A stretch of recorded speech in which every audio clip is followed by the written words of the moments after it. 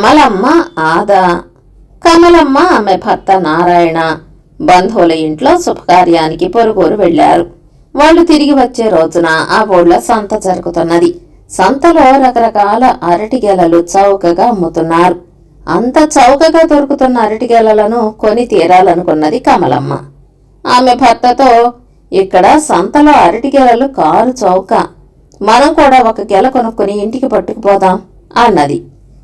మొత్తం గెల ఏం చేసుకునేట్టు, మనకు పిల్ల పీచ అన్నాడు నారాయణ విసుక్కుంటూ.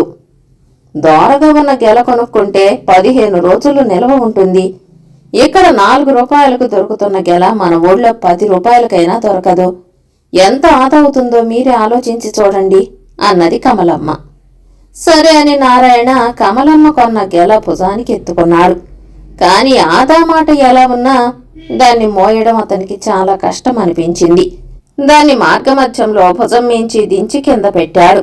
భర్త అరటిగెలను అలా సగం దూరం మోసుకొచ్చినందుకు కమలమ్మకు చెప్పలేనంత సంతోషం కలిగింది.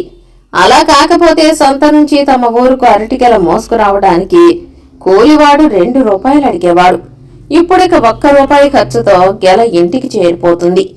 అక్కడ దారిలో కనిపించిన కూలివాడికి రూపాయి ఇచ్చి వాళ్లు గెలను ఇంటికి చేర్పించారు.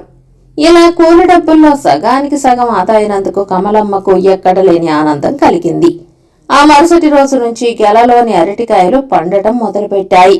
బాగా రుచిగా ఉన్నందున భార్యాభర్తలు వాటిని తినసాగారు.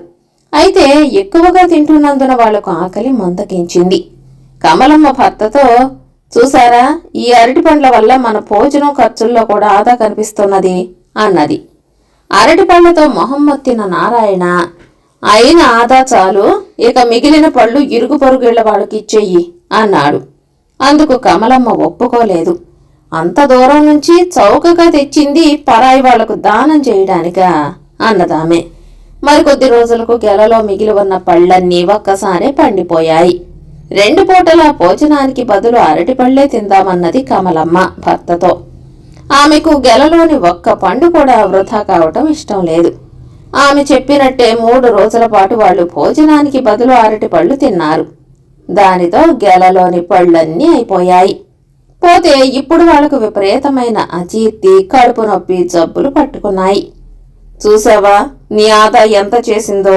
ఇప్పుడు వైద్యుడికి మందులకు అయ్యే ఖర్చు నువ్వు చేసిన ఆదాకు మించిపోతుంది అన్నాడు నారాయణ.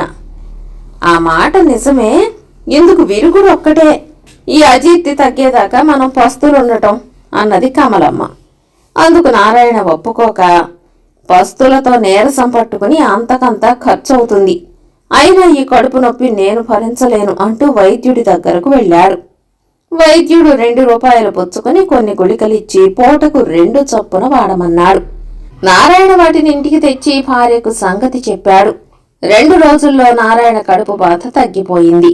కాని కమలమ్మకు ఇంకా ఎక్కువయింది.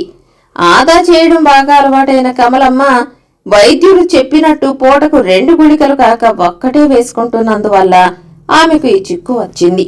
నారాయణ వైద్యుణ్ణి ఇంటికి తీసుకువచ్చాడు.